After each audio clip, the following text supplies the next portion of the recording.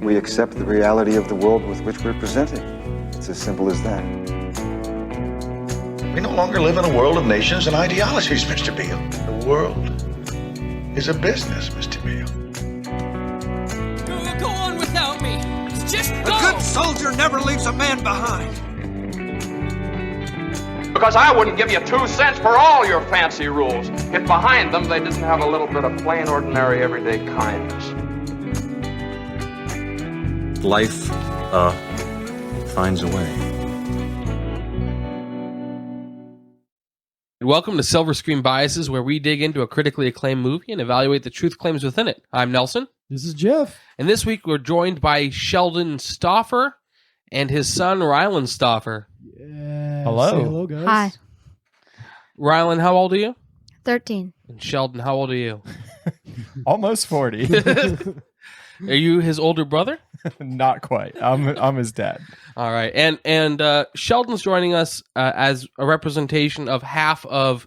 The Things We Say Thank podcast. you. I just blanked. I'm a terrible host. TTWS. The Things We Say. I've been on The Things We Say a few times. I love that show. But you can't remember the name. And it's linked below. In a couple episodes' time, we'll be joined by both Sheldon and Nate, the two hosts of The Things We Say, to wrap up the Star Wars trilogy with The Return of the Jedi. And this week we're joined by Sheldon and his son, Rylan, because Rylan is a bit of a Star Wars savant, aren't you, Rylan? Yeah. Would you consider yourself like a hardcore fan? Well, yeah, but like, no, because I don't like, I'm not like into it, but I like all the movies and I watch all the shows and all that. Okay. Is there a franchise or like a nerdy thing that you like more than Star Wars? Like the Downton Abbey series? Yeah, you seem like a Downton Abbey kind of guy. No, Star Wars is your thing, though. Yeah. Cool. I mean, Cool. Yeah. All right. We just did all the Clone Wars and all the movies. Nice. And we're doing Rebels. I gotta start Rebels. Yeah. My daughter came to me last week and said, I want to start Star Wars. There you go. Nelson cried a little bit. No, I didn't, but I get really excited. And then I was like, all right, do I do chronological? Do I do machete order? And we decided on chronological. So I've got it all mapped out how it's going to go, but it's like, it jumps around a lot. So, this is heated already. Did your daughter know about the Luke and Vader situation already? Because like, that's the one reason to do it in order of release. Yeah, so she already knows Okay. that Luke is Vader's father. Because there's no other fact in this whole cinematic universe that's as pivotal as that moment. She in my doesn't opinion. yet know that Palpatine is Sidious. Ooh. Spoilers for anybody who hasn't yet seen the original the prequel trilogy. We don't have to spoilers this. No, I know. So we don't typically give any spoiler warnings for the movie that we're covering, but because of the nature of Star Wars, there will be spoilers for other Star Wars movies that aren't in the top 250. Yep. We started with Rogue One, which actually, as I've been talking to people, yeah, it's a great. It is one of the best places you can start. You didn't watch till you were an adult, right? Yeah, I didn't watch them at all, and Rogue One was the first one, and then we went chronological. It's such a good movie. It is a good movie. It's one of my favorites. Order of release, not order of... Sorry, order of release, yeah, not chronological in Star Wars universe. Yeah. We went order of release. So I mean, and I think the next fair question is, did you like Andor? Yes. Yeah. Andor was... Andor is a slow burn. Yeah. And it takes a while to get going, but it's worth it. What did you think of Andor? It started out slow and I wasn't sure if it would be good or not. Yeah. But once it started getting into like what it's about and like started fighting and stuff, that's when it started to get good. Nice. Yes. The reason I ask about Andor is because that one so far, in my opinion, is like the Star Wars that's been the most about like political intrigue and espionage. Yeah. And I don't know how well that hits a 13-year-old audience, you know? End of question. Awesome. So before we dive deep into the movie, I got some questions for our guests here, as you listeners know. So first we'll go Rylan, Sheldon in that order with these questions. But Rylan, any political biases or any stances politically where you are right now in your life?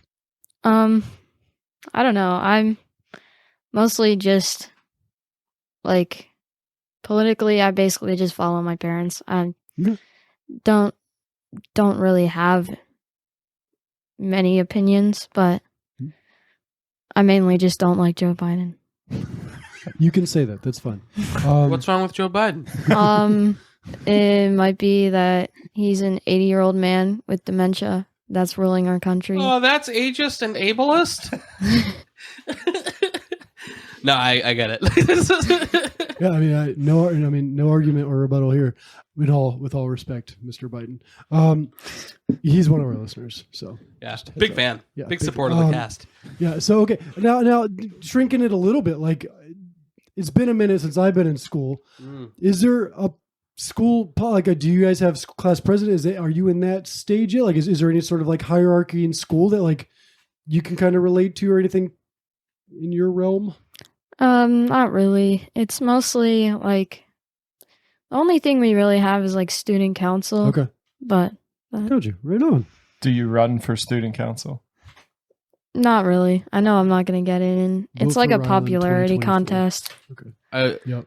It doesn't change a whole lot as you become an adult. Yeah. Most of politics is still just a popularity contest. And politically, Sheldon? Yeah. I'm a Ron Paul Republican, if there was a place to put it. So you're also an 80-year-old senile man. Yes. Except I have more faith. No, I actually, my voting would come down to whoever would leave me alone the most. Like, I will vote for whoever will leave me alone the most. Yeah. I'm a big fan of being left alone. Yes. Yeah. Awesome. Okay. Next question. Rylan, where do you stand religiously, or just with faith or no faith? Like, where do you, what's some of your beliefs in that category of life? I'm a Nazarene Christian, and I love God. Love it. Has this been your whole life, or is this something that's more recent for you? Yeah, it's been my whole life. Right on. You were baptized when you were like 7? 6. 6. That's what's Okay. up. I know when my children are baptized. I have 2 of them. Do you know their ages? Yes. Oh, you're ahead of me.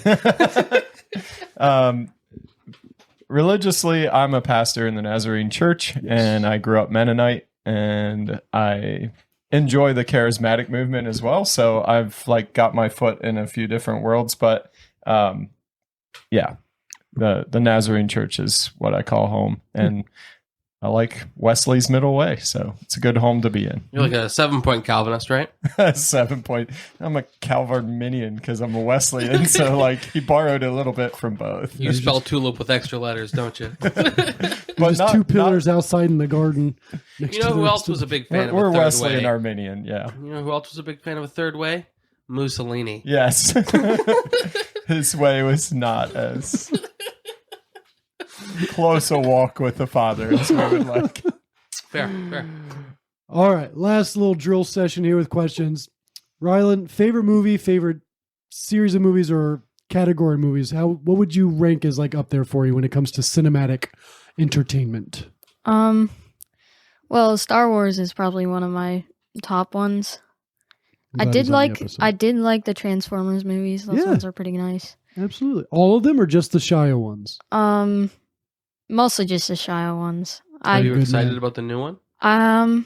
Wait, there's a new one coming out? Yeah, summer. It's Rise of the Beasts. Yes. It's gonna be our first Monkeys. like film adaptation of the cartoon and comic book Transformers that didn't change into human shaped robots, but they change into animal shaped robots. Oh. Yeah. So I still haven't watched The Last Night, so I might have to watch that before. Last night was underwhelming, but I really like Bumblebee. John Cena aside, Bumblebee. I really yeah, liked Bumblebee was amazing. Yeah, I've not seen either of them. Bumblebee was really good. And this movie is a direct sequel to Bumblebee. Chronologically, this one takes place after Bumblebee, but before the Shia series. We also watched a lot of the Marvel, like Endgame and Oh, yeah. that. Now, I think the newer movies that are coming out, they just get more confusing and hard to follow. Hmm. And, yeah. You're not wrong. the Marvel Cinematic Universe is getting more and more like comic books in that way, Yeah. where it's just really hard to Yeah. remember everything. Yeah. And I say that as a big fan of comic books. Yes. So for me, probably one of my favorite types of movies is comedies. The Other Guys is my favorite. It's one of my favorite movies of all time. I also like anything that Guy Ritchie touches. I love it. I know. So Lock, Stock, and Two Smoking Barrels is the best Guy movie you're going to ever have. Like if you have a bunch of bros over and you're hanging out, that's the movie. That's on the top 250. There's a I believe. handful of Guy Ritchie on the top 250, actually. The Gentleman is probably his best, though. I love that movie. I don't know if I've seen a Guy Ritchie movie. Start with The Gentleman. Okay. It's got Matthew McConaughey as the lead. And okay. The blend of those two characters is great. All right. Snatch. All right. Did you watch Snatch? I did not. Brad Pitt. Okay. He also one of the more famous. he did the 2 Sherlock Holmes movies. Yes. Oh, I've seen those. Okay. Yeah. With Robert Downey Jr. Mhm. Yeah, I've seen those. Okay. No, I like those. I was a big fan of those. He also did he did Robin Hood with Taron Egerton, which was kind of it's Oh. my least favorite Guy Ritchie movie and my least favorite Taron Egerton movie. I really like Taron Egerton. Was it a good movie, though? It was just at the bottom of... No, it just wasn't very good. Gotcha. Okay. So that's the movies that I like. Right on. Well, and anything, Chris Farley and Adam Sandler. And I made my whole family watch Happy Gilmore the other night. So you're like 80s, 90s comedy. Oh, yeah. Let's talk about this movie a little bit. So we are talking about Star Wars Episode 4 or 1, depending on how you look at it, A New Hope, 1977. Originally titled just Star Wars. Right. It's 2 hours and approximately 1 minute. Depending on which version you watch, it can be anywhere of 2 hours and 1 minute, 2 hours and 5 minutes. It's George Lucas and it's PG. Was it called 4 after Episode 5 came out? I don't know when they got their numbers. No. So when the original trilogy came out, it was Star Wars, then the Empire Strikes Back, then Return of the Jedi. They didn't. I think maybe the episode started then, but it was Episode 1, 2, and 5 3. in the crawl had 5. Okay. And it freaked everybody out because they're like, Right. what do you mean 5? Right. It wasn't until the prequel trilogy that then they changed Okay. the order of it. Yeah. Gotcha. Because then Phantom Menace turned into 1 versus 8.6 out of 10 on the IMDb scale. Mhm. It's currently, as we record this episode, number 28 in the top 250. And last but not least, But it debuted when the IMDb top 250 list started. yes, It was number 1. Really? Yeah, Oh, and it's wow. slowly come down from number 1 since 1996, but it was at the top of the list. nice. And Rotten Tomatoes, the tomato meter, it's 93%, and with the audience, it's 96%. So that is the movie Critic we're and talking audience about today. consensus. Yeah, they agree on it. Do you have the budget for this movie, Nelson? Yeah, so this movie, the budget's approximate, but $11 million, and that's $11 million in 1977 dollars. That was 6 years after we decoupled from the gold standard officially. Since then, there's been 500% inflation, and that $11 million in 1977 is $55 million today. There Okay. you go. Let's talk about awards and nominations. So it was nominated for several and won most of them. So Academy Awards, it was nominated for Best Picture. It was nominated Best Director, Best Supporting Actor, Best Original Screenplay. It won for Best Art Direction, Best Costume Design, Best Film Editing, Best Original Score, Best Sound, Best Visual Effects, and Special Achievement Awards as well. That was for the Academy Awards. From the Golden Globes, it won. It was nominated for Best Motion Picture, Best Director, and Best Supporting Actor, and won for Best Original Score. That's John Williams' score. And it also got some BAFTA, Grammy, and Saturns, but nobody cares about those awards. Yeah. Grammys didn't really count until Ariana Grande. So That's right. So this movie, for previous episodes, just kind of knowing of dating and stuff, as we continue this 250 episode conversation, this movie was just 2 years after Jaws came out. So, That's right. yeah, And so the directors are friends. George Lucas and Steven Spielberg, correct? Spielberg was working on E.T. when Lucas started working on A New Hope, and they made a friendly bet that whoever's movie was more commercially successful, the other person would get a percentage of the less successful of the two. no the less. So like if Lucas's film outperformed Spielberg's film, then Spielberg would owe royalties for merchandise to Lucas, and Lucas blew him out of the water. So A New Hope blew E.T. out of the water. So Lucas has merchandising rights for all of his movies, as well as some merchandising rights for E.T. Wow. Rylan, you got any facts for this movie? What's some knowledge you can drop for A New Hope? I do have to say that the music in this movie is amazing. It perfectly times in with every scene and makes the movie feel a lot more alive. Yeah, and it's a very like unique and iconic sound set too. Like you always know when it's Star Wars. John Williams is a genius. Yeah, and it's brother of Hank Williams.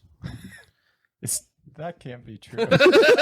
I kind of hope it is though, but it's definitely not. No, it's not true. There's no way. It's not true. That would be no so great to Hank though. Williams. Maybe Hank Williams Jr. though. But I'm assuming, okay, we've all watched it for the podcast, but is this a movie that you guys have frequented, or is this maybe first watch, maybe a second watch, maybe like, I'm assuming from previous conversations it's not, but like, where is this and how often have you watched this movie previously in your life? I don't watch movies twice, generally. Okay. I try to avoid it. Okay. But yeah, I watched it again. I've watched it, I think, counting today 4 times. Really? Yeah. Right on. Nice. I've watched this more than 10 times. Like, I'm one of the nerds that like every time a new Star Wars movie comes out, I gotta watch all the stuff that's chronologically before it. Except for the like Clone Wars is just hard to go through. It's good, but it's just hard to go through in a short span of time. So like when it comes to movies, I'll watch any movie that is chronologically before whatever's releasing. So I've watched this movie so many. Did you repeat that for the entire sequel trilogy? You watched all 6 to 8 movies? Absolutely. Yeah. Wow. Yeah. Okay, now you joke that I have autism. Now I pray someday that my wife will be on this show. Just in general, I think I would love to have her talk about a movie with us. But like, you would love to talk to your wife. I'd love to talk to my wife. She seems really We'd great. also love for her to listen to the show. Yeah. That'd be a dream. Dreaming. That's the dream right there. Speaking from the things you say, I know this doesn't happen. But Lindsay's read the novelizations of all the books outside of Rogue One and Solo. She's read the novelizations of the movies. Now she hasn't gone into the stuff that was canon once, but then it's now not canon. But then now may be partially. Like, she hasn't done any of the stuff that's not specifically movies tied. But she's read the books, and they do add stuff. They do add stuff to the writings that are canon outside of. But yeah, it's. We take Star Wars seriously in this house. Maybe more seriously than Marvel. Maybe. There's just more Marvel content right now, so it seems more relevant. But I think Star Wars for us is more... Is bigger. Yes. So I love the world of Star Wars. I think the movies suck. Wow. You're just starting... This one included. You're just going right for New Hope. It sucks. Yeah, so I offend a lot of my Star Wars fan friends with this one, but I think the prequel trilogy lives up to the expectations established by the original trilogy. The world building is incredible. His ideas are awesome. The writing, directing, and acting sucks. The visual effects are incredible for their time and then quickly become dated. And that's consistent across now all 9 Star Wars movies. There's 11. I'm not including Rogue One. Just the trilogy. Yeah, the Skywalker saga. The numbered ones. The numbered ones. Okay. I think Rogue One is probably one of the best Star Wars films, and I think Mandalorian, excluding season 3, which has been a disappointment so far, is the best Star Wars story. I think it's an incredible world. I think George Lucas leaves a lot to be desired as a director and writer. Yeah. I would never say they're horrible, but I don't disagree with some of your opinions. Yeah, it's the 70s. I think that you are kind of right about The Mandalorian, but I did like the new recent episode of The Mandalorian. The one with Jack Black and Lizzo? No, The one the after most that. recent The one after one. that. Yeah. That was a came good out- episode. Wait, no. Retaking Mandalore. Yeah, like Yeah. As we It's- record this episode, we're waiting on season 3's finale. So we're Yeah. all, yeah. I liked the part where Baby Yoda got the giant robot and was Yeah. walking around. IG-12, yes. I Yes. was a little bummed there was no Taiki Waititi voice, but it was cool. Just yes and no. Like, the only reason they did that was for toys. Like, Oh, Yeah. 100%. and it's Well, brilliant. Well, Brilliant I marketing. do want to say, Now Grogu has a Almost machine. all Like, of Star Wars was for toys. yeah. Like George Oh, Lucas has never absolutely. been coy about that. He did Yeah. it to merchandise, to market to kids, and he did really well at that. So well. He was able to retire young, raise his own kids, and then once they had grown, that's when he came back and did the prequel trilogy. And then like the majority of the money he makes off this, he's used to for philanthropic things for kids. Like everything about this franchise is for kids So this is just general opinions on Star Wars. Yeah. for right now. Okay. Right, yeah. So my main contention with Star Wars is that the universe is too large. The world that it's building is way too large for the story that it's telling. So the Skywalker family is way too small of a story to be told on the scale that he's telling it. Does that make sense? I'm Like, following. I get what you're Yeah. saying. It cannot, all of this, all of it, jumping star system to star system to the outer rim and all this craziness, it can't all center around these couple people. Where I would push back on that is the amount of influential families that we've seen in just the small span of human history, right? Like you look at the Tudors, that family is incredibly influential. World War I, all of the heads of state were cousins to each other, right? Right. If you look at just the Bush dynasty, you have all kinds of history I understand, tied to just a few people. but some types of dynasties are fine. I get it, but the inner, You just don't like it when it's space. it's too much of a soap opera. That's my well, problem. it's a There's space too mu- opera. Okay. It's very. You're not Yes, wrong. a You're, soap opera in space is a yeah, you're not wrong, opera. Sean. It's A soap opera with rock and roll is a rock opera. I Sheldon, get do you it. regret agreeing to come on our show yet? No, no. I agree with you. Sean. It doesn't ruin the it for you, soap but I opera agree with could you. be Yeah. shot in like a room almost with like the number of relations and people that are connected. Sure. But that's one thing that I enjoy about The Mandalorian. It shows a little bit of bigger world and tells another story Yeah. that's connected to the other stories, but it's not about Yeah. the Skywalker family. And No. that helps me a Same ton with because Rogue One and Solo. so, and Yeah. my main contention here is every time you beam down into a planet, they go to the same city on that planet. Yeah. I'm like, a planet Is a has planet. Tokyo and it has Anchorage, and like they're nowhere close to each other. They're completely different. They would have different species and everything. So each of these worlds has stories, and you're beaming down into one city on this planet, Right. and it makes huge consequential difference not only for that planet but for the rest of the galaxy. And it makes to me, if you wanted to tell this story, keep it within like a Keep it solar contained. system or contain it somehow. But because of the speed of the objects he's dealing with, the size of what they're doing, they had to go big. Big. That's always, it's bothered me to the point of like annoyance, but it hasn't ruined it for me. Like, yeah, they literally, we're going to this planet. That specific, yeah, it's like How do you know where to find It's him? like it's, There's you're three always cities on Tatooine. is that everyone we've landing seen. at the same place? Yeah, like that's And always we've seen Tatooine in like 5 of the movies. Yeah, and Well, like yeah, But I would push back on that specifically. and you like, just managed to crash on Tatooine, but not on Tatooine, just on Tatooine, like right next to Luke Skywalker. yeah. help us, Obi-Wan. You're our only hope. That's my whole contention with I- what we're doing in the Star Wars universe. So I'd push back on that 2 ways to justify it. And again, with the clarification that I don't think George Lucas is a good writer, but there are possible justifications for it. One, as far as like you happen to crash land the shuttle on Tatooine, I don't know if it ever shows up in A New Hope, but it shows up in a lot of the Star Wars franchise of the Force has a way of manipulating events to carry out its own will. Right. Okay? The will of the Force. which as Christians we see like really heavy-handed parallels there. And then the other thing would be with you have a whole planet and somehow you only have 3 cities, is if this is an era of colonization, and we know that it is, it makes sense that the whole planet isn't populated, right? Like when colonization was happening in America, there was like 4 or 5 settlements really worth talking about. And you could visit one and pretty much already know what's going on in all the other ones.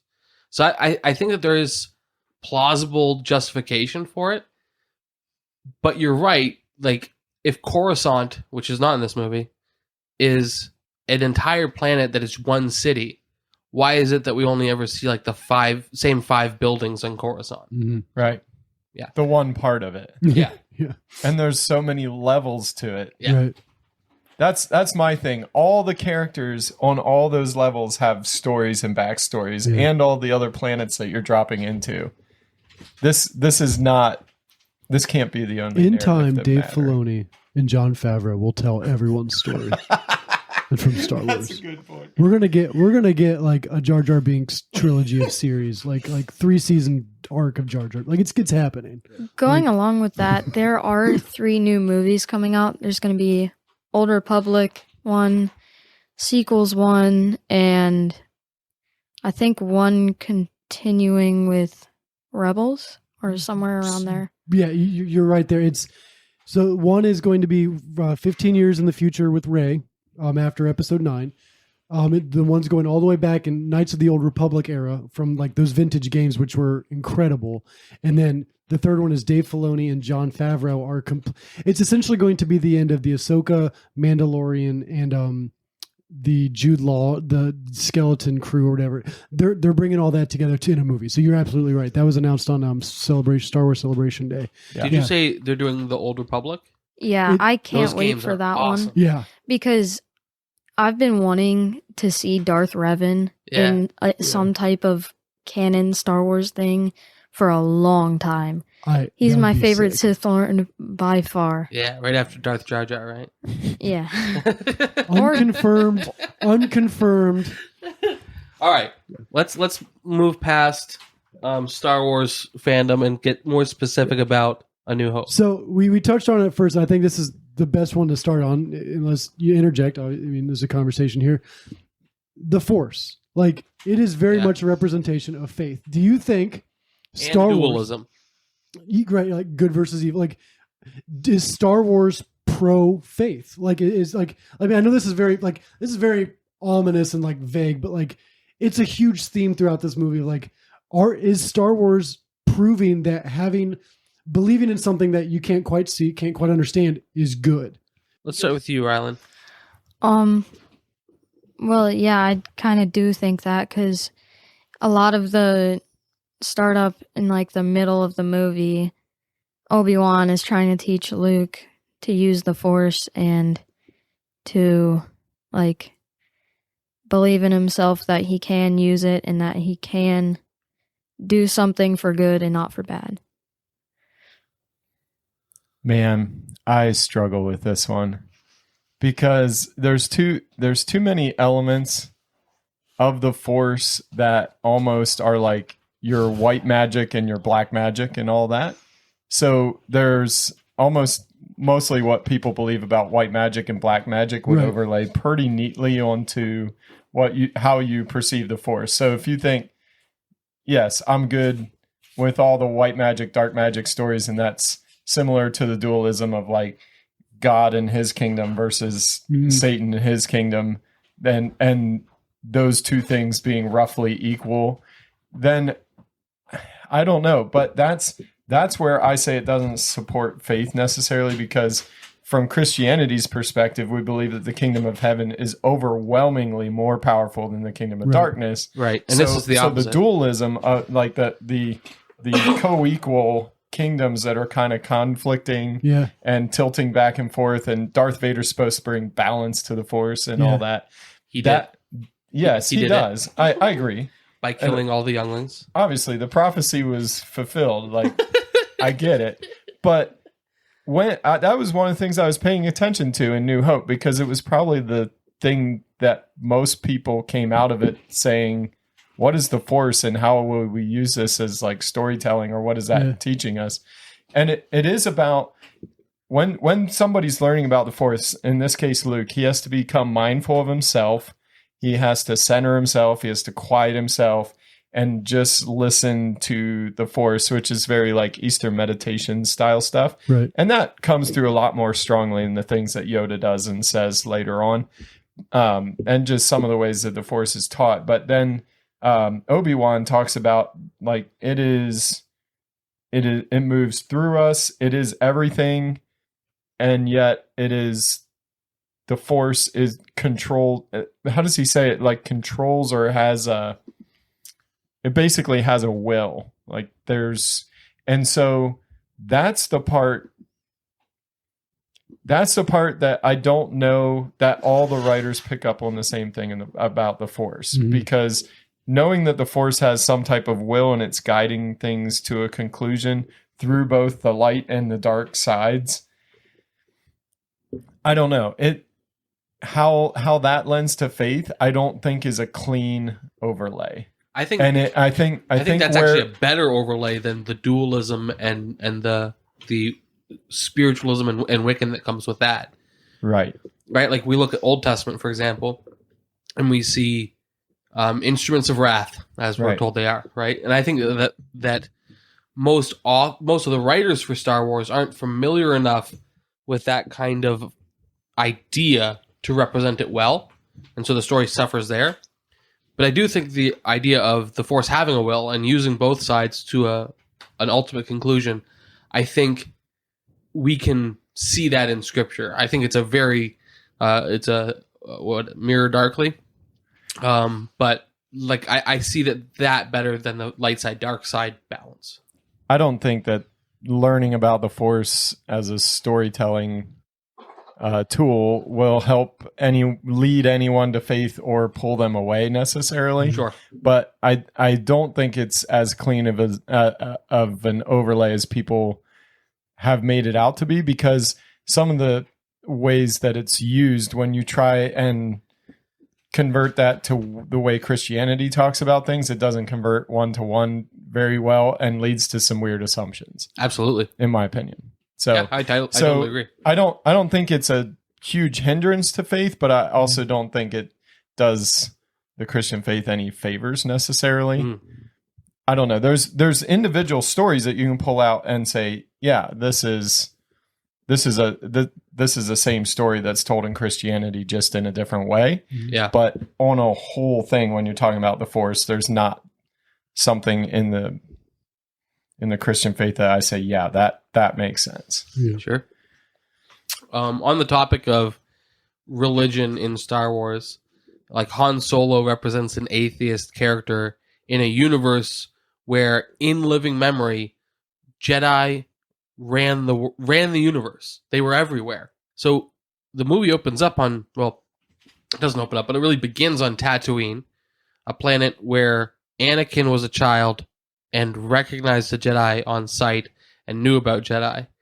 And here we are 20, 30 years later. Han Solo is an adult, used to be a pilot for the Empire, and is now a smuggler. And he refers to it as a hokey religion. He said, hokey religions and ancient weapons are no match for a good blaster at your side, kid. And then Luke, who had only heard about the Force the day before, says, you don't believe in the Force, do you?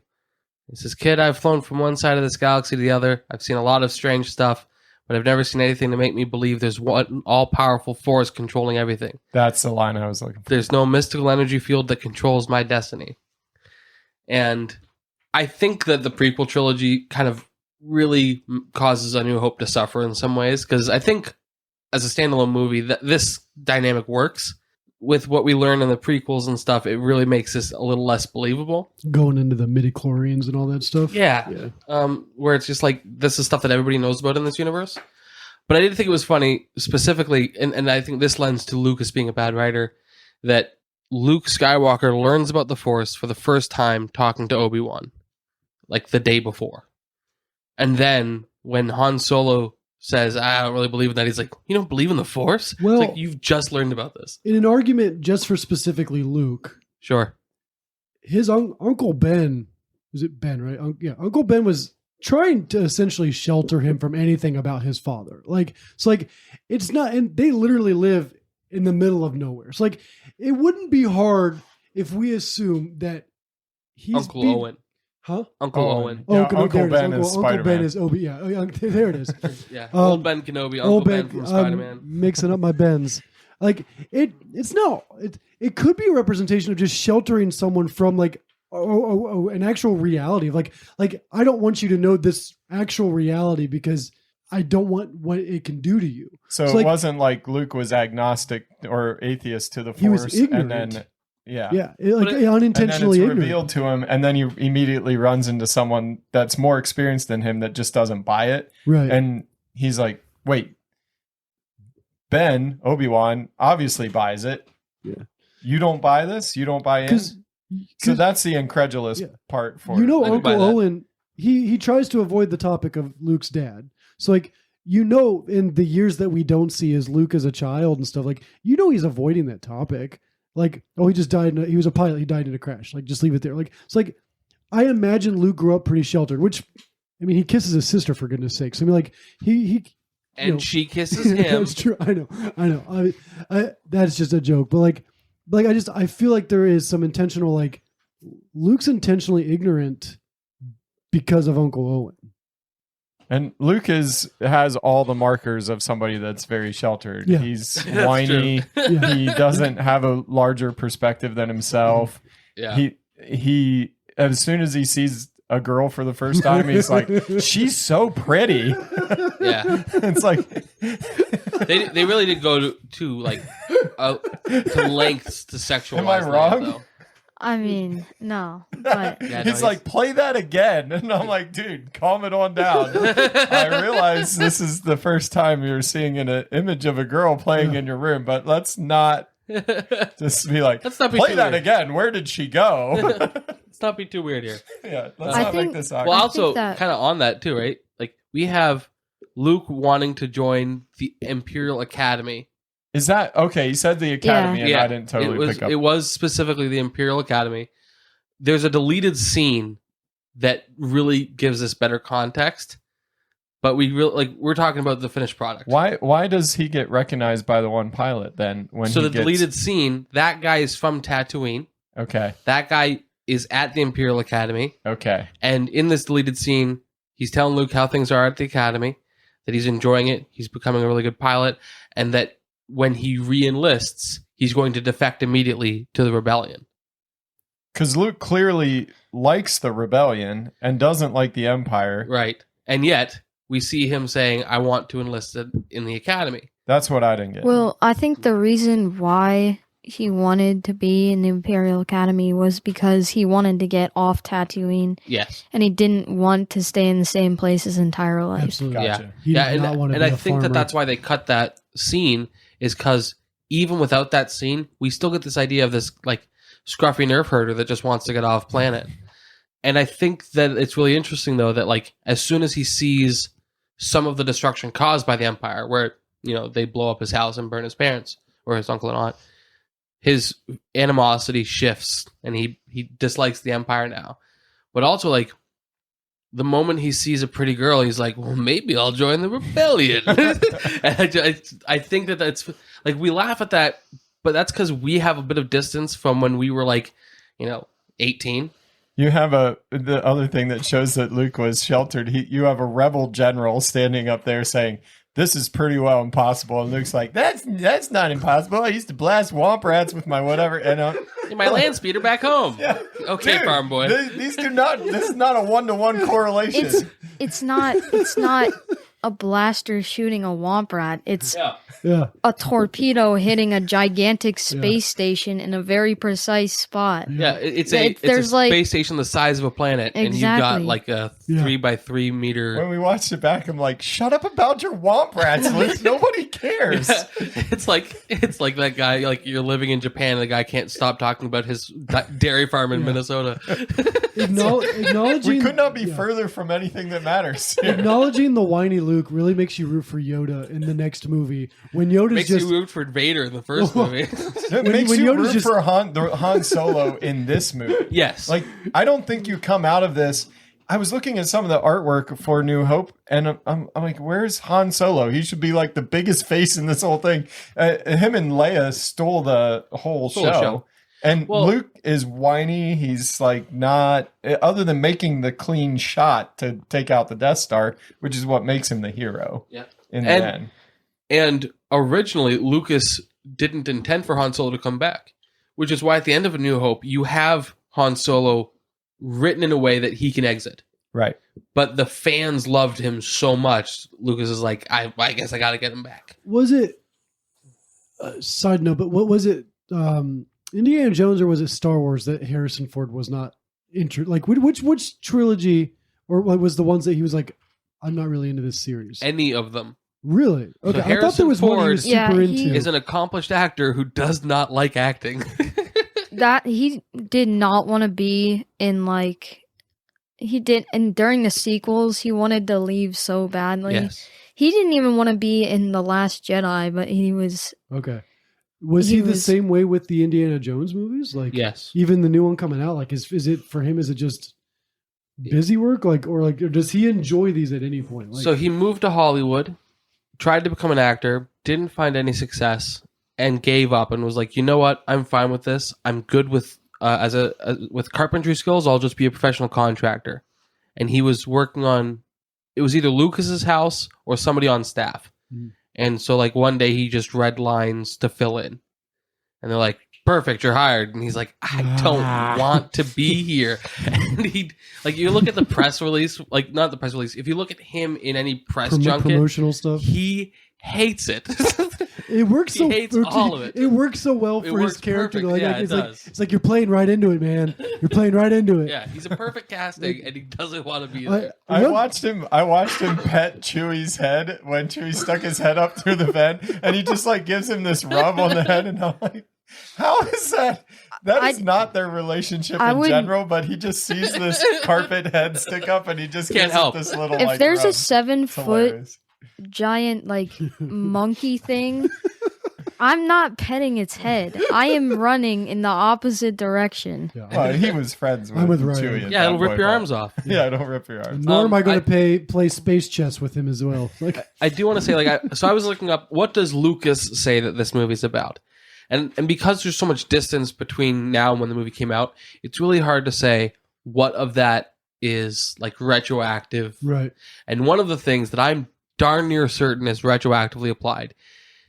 So there are basically two big influences: the Vietnam War. Go ahead. Before you say the second one, I was going to quiz Rylan and see if he knows. I don't know if this is where you were going, but I was going to ask him, like, do you know what one of the biggest influences for writing Star Wars was?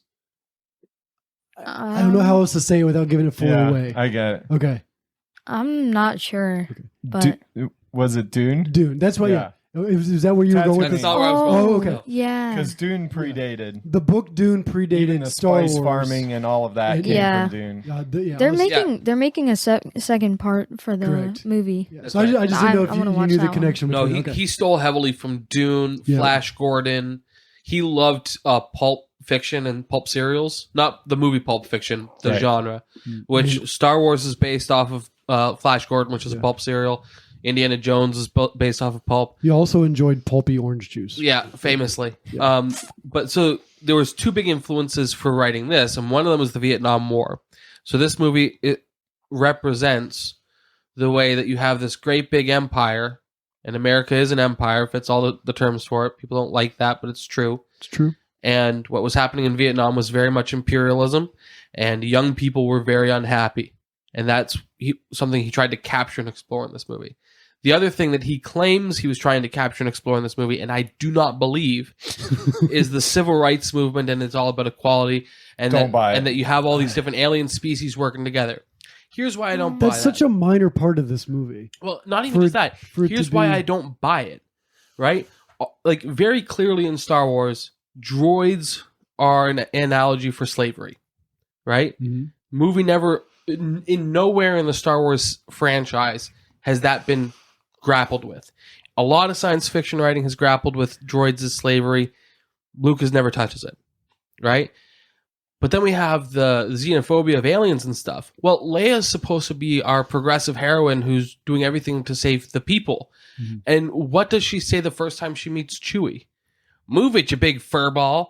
Like, that's not the way that somebody who is very open-minded and non-xenophobic and what speaks to does somebody Obi-Wan say as he's going into the city? He's like, this is the worst collection. A hive of scum and villainy. Yeah. Yeah. It's the worst collection of creatures you're going to find. And then you go in. The lesson here is not inclusivity. No. They are looking down on everyone they're interacting with. Yeah. The way Han Solo treats Greedo and Jabba even. And Jabba's supposed to be the kingpin. And Han Solo talks down to him half the time. Yeah. Now Han Solo talks down to everybody and gets in trouble. But you can't. Well, also, I will say, in A New Hope, Jabba was intended to be a very fat human. Was he really? Yeah, which is why there's the line later, Jabba, you're a wonderful human being. I caught that, and I was... That's fantastic. I did not know Rylan, that. you were about to say something. I spoke over you. During the original, like, when they were, like, drawing artwork for everybody, the only ones that are, like, remotely close to, like, what they should be is, like, C-3PO, R2-D2, and Princess Leia. Like, Darth Vader was insanely weird. He's got, like, a whole other helmet. Luke's is, like, has black hair and, like, I don't know. And then, like, there's... Everybody else looks insanely different. Even the stormtroopers had weird helmets, but and the stormtroopers originally had laser swords, which later got changed into just lightsabers. But Lucas still calls them laser swords. And another thing about the whole like justice or like civil rights and stuff, like no one that's not a human actor or like that looks human is in any. Like is a victor in anywhere. Like not in this movie for sure. Yeah, like and even in some of the other movies, like all of the people that accomplish or overcome are human looking, for the most part. Like it's not anybody with a character arc, right? Well, but he's a sidekick. Like he's a sidekick. I mean, I love Chewie. Like this isn't like an anti-Chewie. Like he's a sidekick. Yeah, he's the sidekick to Han. Like it's not. They're not equals. They're never once is Chewie and Han equals. It's very much, at least I perceive it as Chewie's the sidekick. Yeah, Cad Bane is. Oh man, to see a live action Cad Bane would be ridiculous. Yeah, it was really cool when I first saw him. And the name for the episode was fitting in perfectly. Yeah. It was so cool. What was the episode name? From the Desert Comes a Stranger. Oh yeah, is it the Book of Boba Fett? Book of Boba Fett. He'll be back. It's a live action one. He'll be back.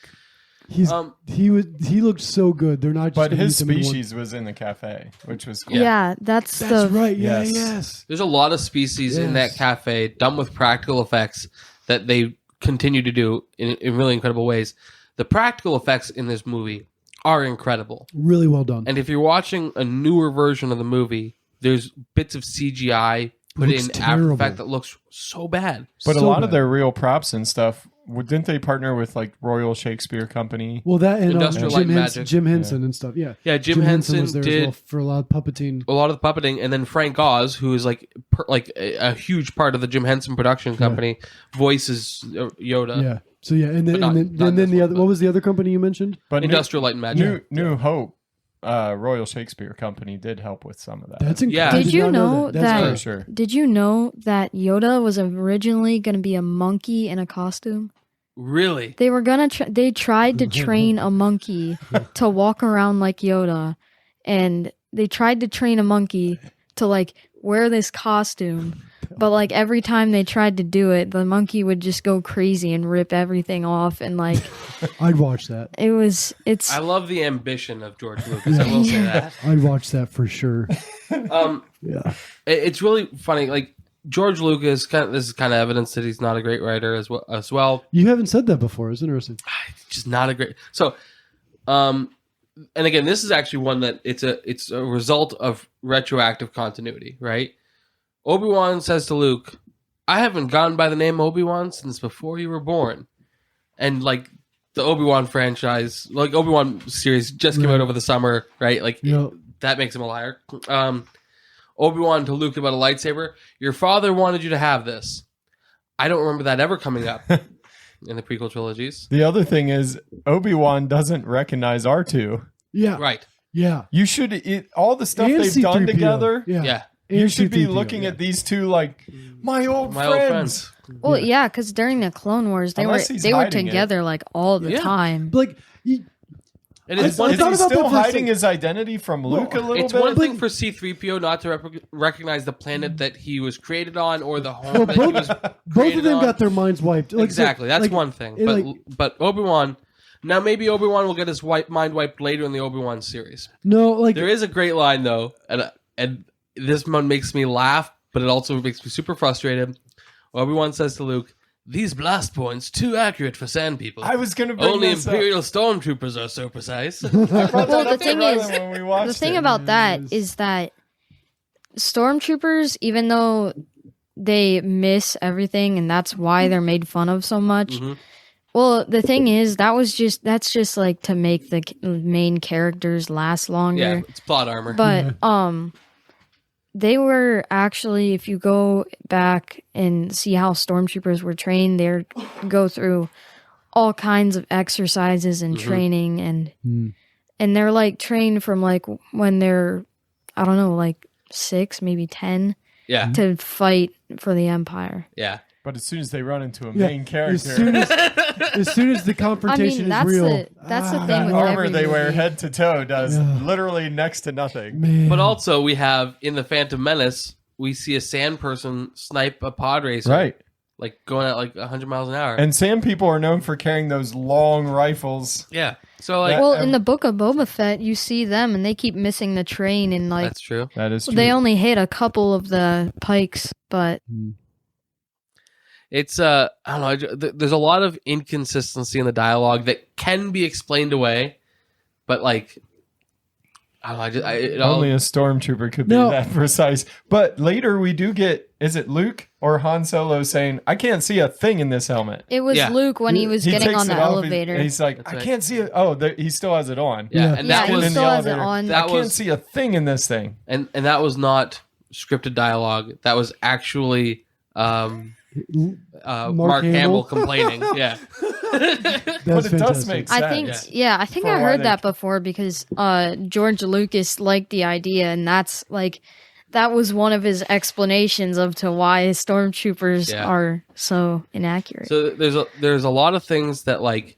that George Lucas included that was unscripted, but like a lot of things that were scripted that like he wrote himself into a corner. One of them, and he loved tropes. He loved borrowing from tropes, which I don't have an issue with. And one of the tropes is the old wise hermit. Yeah. And we have that with Obi-Wan. And then he kills Obi-Wan. And so what happens in Empire Strikes Back? I need a new wise old hermit. And that's when we get Yoda, right? So Does that trope continue then in the third? Because I mean, I guess Yoda's in the third one, right? Yoda is in the third Okay. one, but can never remember the name of this writing convention. The Hero's Journey. And the Hero's Journey has a handful of steps, and then it completes. And so over the course of the trilogy, you're supposed to have all these different steps. Oh, okay. And he wrote himself into a corner by killing off the hermit before the hermit had served its purpose in completing the hero's journey, so he had to invent a new one. Similar And bring him back as a force voice. Yeah, I He think still uses I him as think a the force way voice, that he did that even was though he's kind of dead. wrong. Yeah, it's I think he lazy. should have did what he. I think he should have done what he did with Yoda, where he was in one movie like for a while, and then the next movie he dies in like the middle-ish part. Right. I can't figure out why Obi-Wan gets killed and he looks over and grins, gets killed, and then immediately from a force voice is run, Luke, run. Yeah. Just look over at Luke and yell, run, Luke, run. Yeah. Like keep have a the time. defensive posture. You have the time. And it would have been more effective to say run at that point than later through some force voice. It doesn't make sense. Also, some of the faces of people, mostly Leia, when they're shooting, Yeah. is Leia's hilarious. blaster face. She's Ooh, like, Han she makes Solo's- these so weird faces. And it's the one part when they use the grappling hook to get across there. Yeah. When she's out, she goes around the corner. It's that face is just hilarious. I'm loving this. All right.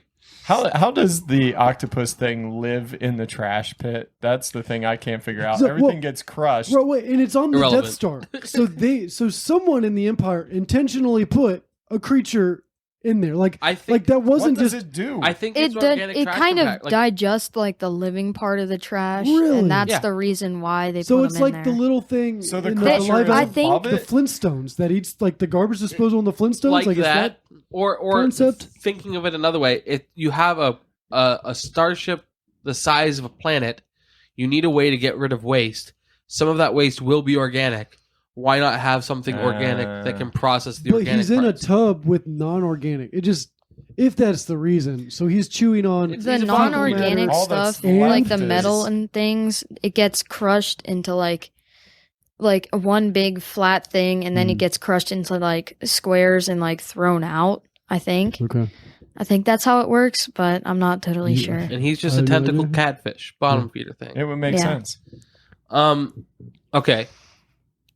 I have a couple lines here. Bring it on. So, one of the first scenes where we have the Empire politicians bickering, one of the guys says, "How will the Emperor maintain power without the bureaucracy?" And I did love that. I laughed so hard at that line. And the idea that like the way that Palpatine's been maintaining authority is just by like just a ton of red tape. It's grinding everything. to I've a done halt. this by the book. Yeah. But you look at the Empire, and that's really what it suffers from. Yeah. Yeah. It's not agile. No. There's I mean, ahead. but they have so many forces and so many like people around the whole entire galaxy that Yeah. they can like go to any planet anytime, Yeah. anywhere. And this is Sheldon. You were talking earlier about just like the expansiveness of the Star Wars like universe. Like, is the Empire over every sector? Or like, are there parts that are like people? Do you think there's planets that are like existed for years that have no idea this is going on? Like planets of just One of some them, sort of species that are like, oh, who are you? What's that symbol? Who's like are there people that exist that have no idea yes, what's going there on? are because Let me hear it. there's most of the outer rim planets the Empire didn't want because there's not many resources on there, Right. except for like Mandalore and a couple of those outer rim ones, and they use those places to set up bases if they need to go and get supplies quickly, because if their ships are like out there, and But they have that their was own where warlords in the and stuff. books Yeah. in the books there was a place called the Prism that the Jedi set up, and it was like this gigantic like prison place, and it had like very advanced medical technology, and they set it up in the outer rim, and the Empire started using it.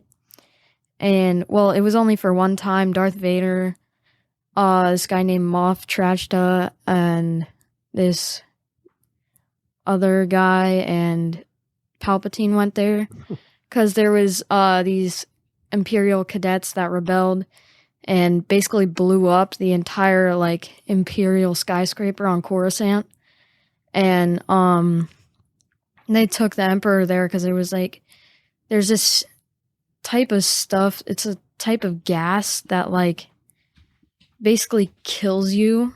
Like it like well, you basically like kind of melt, but yeah, so they went there and then they got him healed up, but they never went back to that place, and I don't think it's canon. But the thing is, It'd be cool if it it was is canon. it is pretty cool because it's one of those places that like doesn't get touched by the Empire, because if it's out far enough like from the inner rim and the mid rim, they don't really care about it. Like so if you're Right. if you're one of the people that's in the outer rim and you want to stay alone from the Empire, you just go to one of those planets. Right.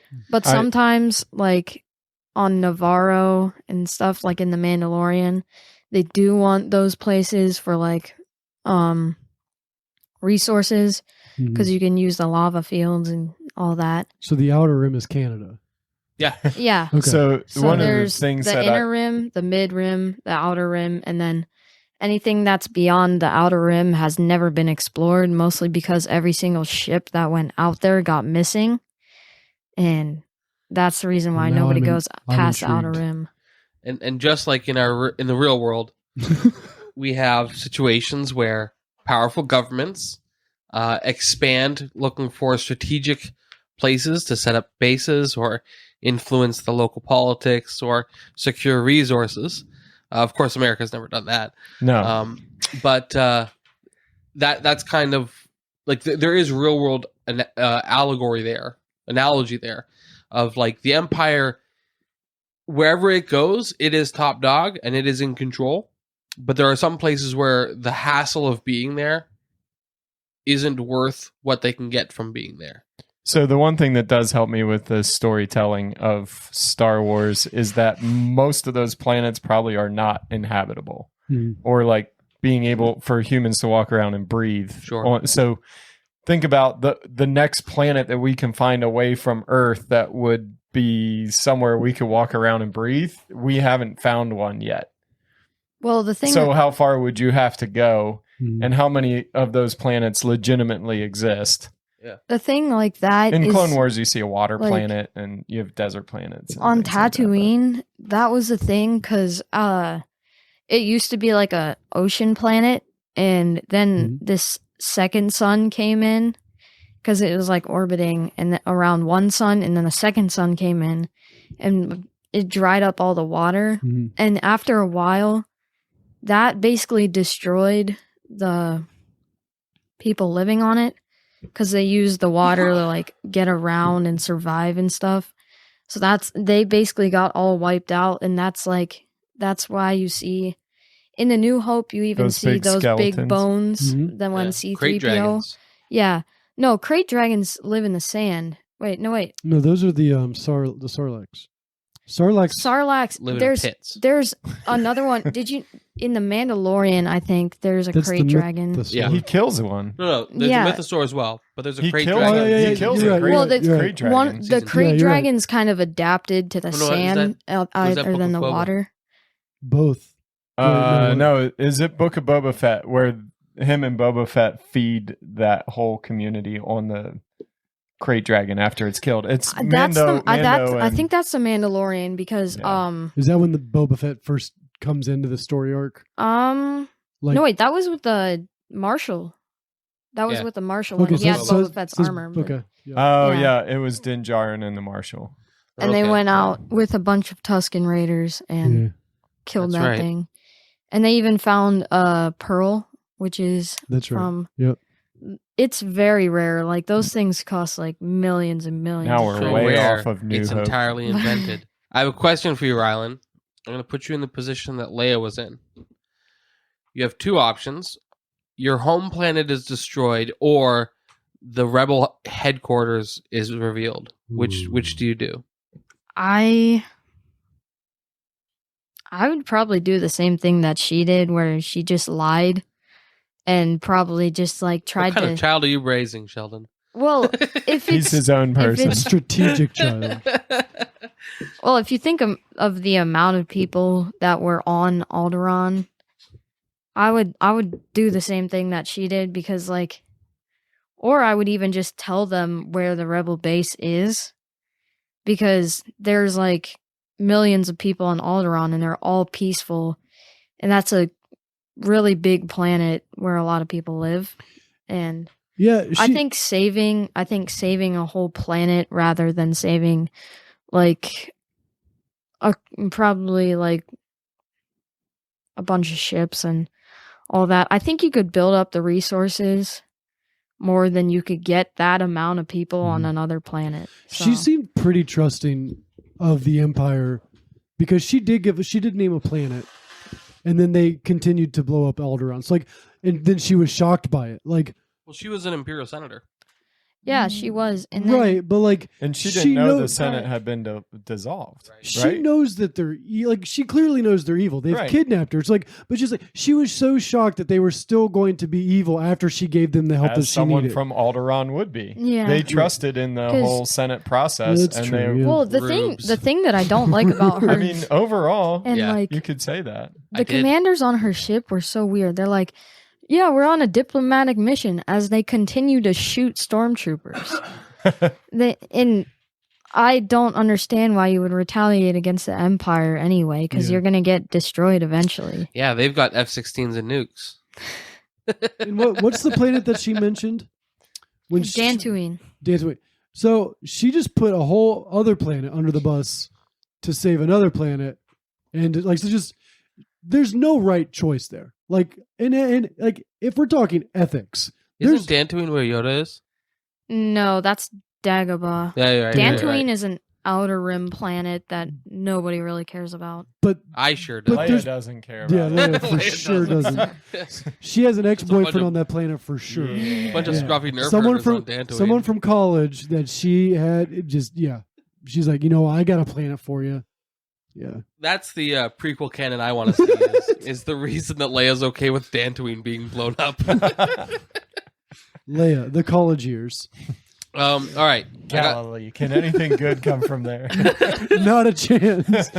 I got a quote. I got a couple quotes here, but I got one that I'm going to run by Sheldon. I want to get your feedback on. He says, "You can't win, but there are alternatives to fighting." I hate this kind of stuff. I knew you would. I'm too much of Han Solo. Like, they're not going to take me without a fight. I'll fly this thing right into their big old building. and then Obi-Wan's like, there are alternatives to second fighting. fight, And right? I'm like, you mean delayed fighting? Is that where we hide and then jump out with the element of surprise? Because that's still fighting. Yeah, if you're It's just so dumb. There are alternatives to fighting, and then Obi-Wan's body count just climbs. He doesn't like the alternatives, but there are alternatives. After which the body count just goes tick, tick, tick, tick, tick.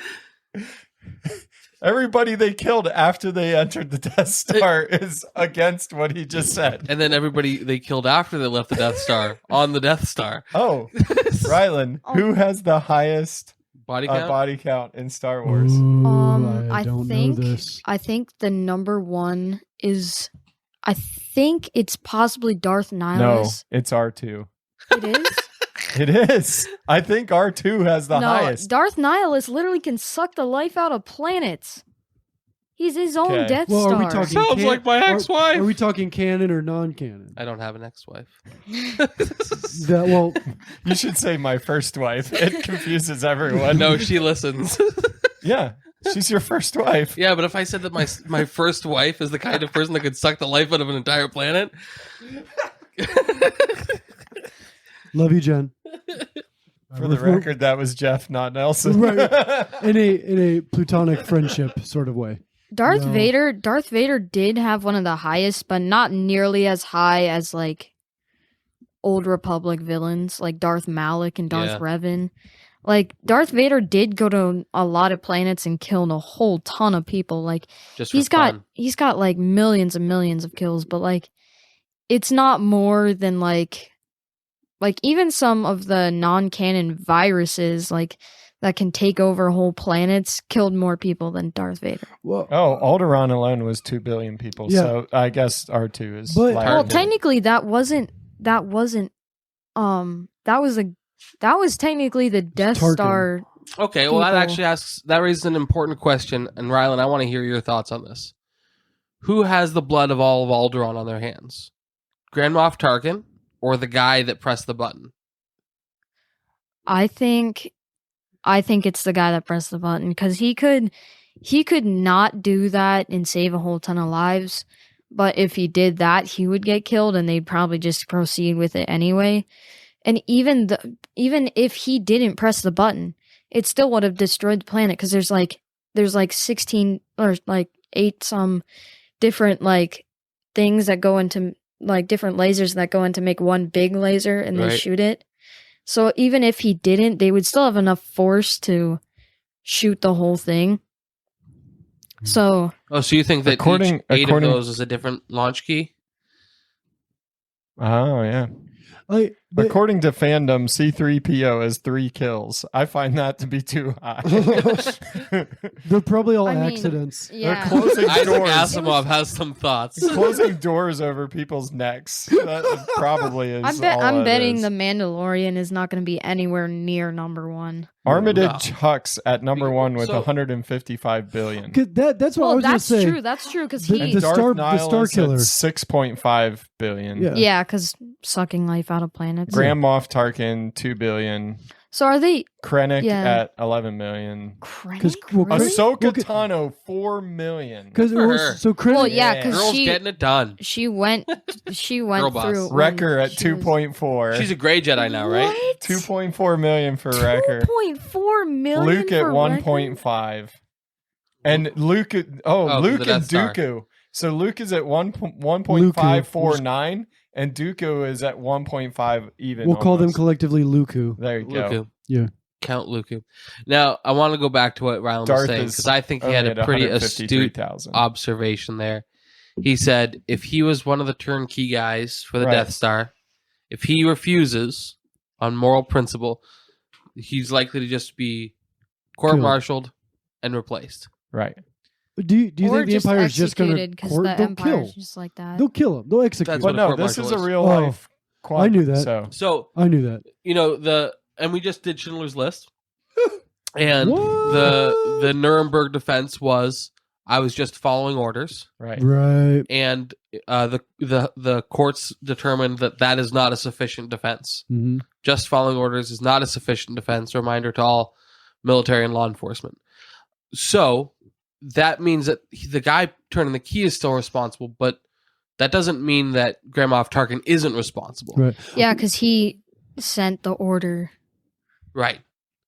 Like, but I mean, wouldn't it just go up the hierarchy then? Vader and Palpatine? Like, Anybody that signed off on it. right. It inevitably, yeah. So Well, there's Vader not one knew about person's it. hands. Vader knew about it, Yeah. and Mhm. he knew it was going on. Yeah. And Palpatine, this is exactly what he wanted. Just fear mongering. Well, In blow your New- mind. in New Well, we Hope- really don't know what he's thinking right now because we haven't been introduced to him yet. So In New Hope, Vader's role is pretty unclear Yeah. in Yeah. that room and Right. at the table. I mean, Right. he's Do we see choking the someone Emperor? else, No, and he not in gets a New told. Hope. He's he talked gets about. told stop it, and he stops it. Yeah. and then Leia That's Leia not how said Vader's something. perceived in any other movies. Right. Leia said something about Vader being at Grand Moff Tarkin's side, or like being his guy or something. I don't know. Yeah. Yeah. It's definitely perceived that there's someone bigger pulling the shots, and they mention Palpatine's name or The Emperor. the Emperor, yeah. Right. Like it's like so. Now, I was going to ask this question earlier, and I legitimately don't know this.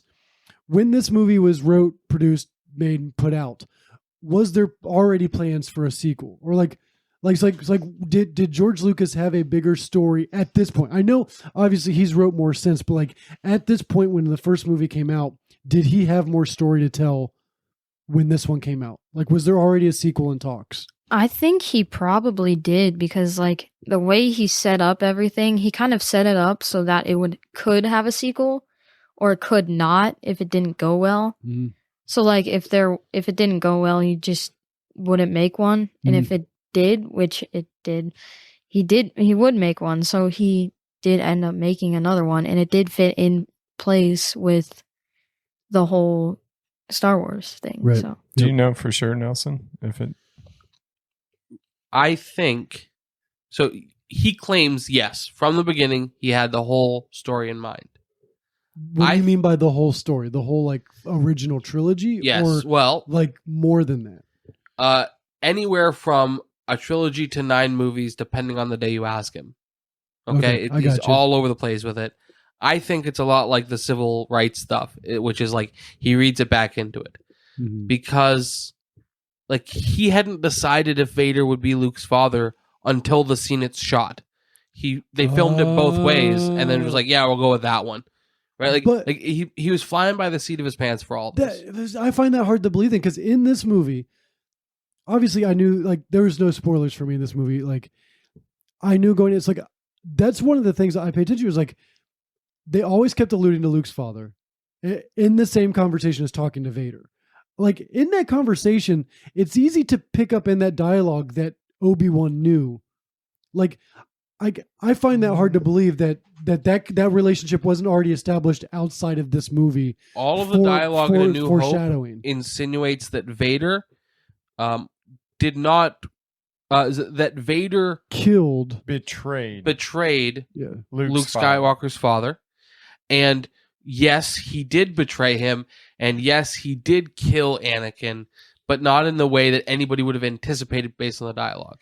But and then also the dialogue insinuates that Vader's mentor fought Obi-Wan, which, yeah, that did kind of happen, but not in the way the dialogue insinuates. So there's a lot of stuff like that where, like, and as Obi-Wan later says, from a certain point of view, right? Like that's the entire Star Wars franchise is built on from a certain from a perspective, from a certain point of view that we're just now giving you. Yeah, so like a lot of it is really just like he's making it up as he goes. That's my opinion. They did set it up really well for that reveal though, because the other moment that I caught on to watching it this time around was when Vader first felt Luke, the Force. He's like, the Force is strong. Like he acknowledges that the Force is strong with that one. Like I don't know that he sensed it in Luke at all. He thought it was Obi-Wan when they're flying through the trench. Yeah. When they're in the building, he's clearly sensing Obi. Right. But yeah, when he's flying, like when he's riding his tail, like he's talking about Luke. It's like it's not necessarily acknowledging a fraternal or paternal like connection, but he's like, something about this is like you can. When does Darth Vader learn that he's Luke's father? When does he learn that? I think it was because he clearly doesn't know that Luke is his son when he's standing there, and he clearly doesn't know that Leia is his daughter. He didn't know who his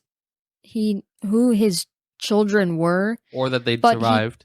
But he's the one that reveals it to Luke. No, the Emperor knows that Padme had children, and he told Vader that while his suit was like or children. Like did Vader know there was two? We'll probably come back to this in the next movie or the one after. Okay. Yeah, that's a good.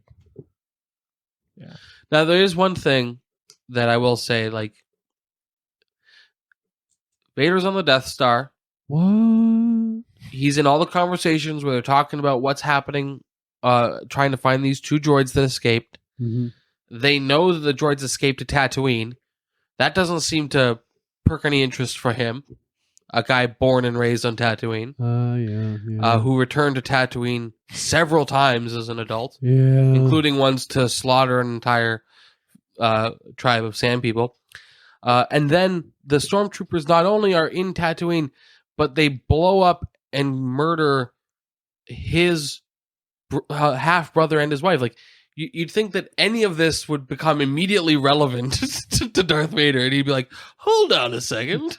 Who did you say you murdered? Well, what were those names again? In the movies, after somebody turns to the dark side, they don't really care about anything but serving the dark side and serving their master. Because it basically takes over their entire personality, and like their entire person is just gone.